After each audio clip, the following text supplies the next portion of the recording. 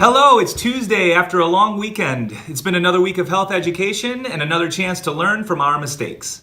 We're running into some inclement weather here in Illinois. We just had a snow day yesterday, and we're going to have the next 2 days off of school because of the extreme cold. In the meantime, as any teacher might know, it's hard to keep the students' attention. We're going 1 day on of school, 2 days off. We'll go 1 day on Friday, and then the weekend, 2 days off. So the question remains, how do you maintain class management? How do you focus on the topics at hand?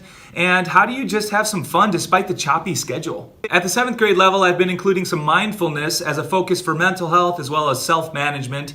And if you've been following these Monday Mistakes videos, you realize I've talked about this in the past. My teaching mistake came today as we were trying to work through a mindfulness activity, and I had a pocket of students that were distracting. That's often actually usable because in teaching the life skills of health class, it helps to look at what that life skill is and then what it isn't. So examples where something really doesn't work out actually help the students. However, I still struggle when some students in class are prepared and they're absolutely ready for that mindful activity, but some of their classmates are distracting. Do I just ignore it? Do I try and pull the focus away from my own activity and then talk about what's actually happening right then and there?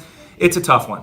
What that does, though, is it lets me examine all of the possible angles and some of the things that might happen during a mindful activity and how I might address that going into the future. What I'll do is I'll once again link in my mindfulness blog post that has a whole bunch of examples and a ton of other links that you can check out with ideas for teaching, especially if you're in the middle school or high school level, in looking at mindful activities for teens. Be sure to check that out in the YouTube description right after watching. Okay, that's it for this week. More next Monday, more after a long weekend, and more mistakes, I'm sure. That's my teaching mistake in a minute. Thanks for tuning in.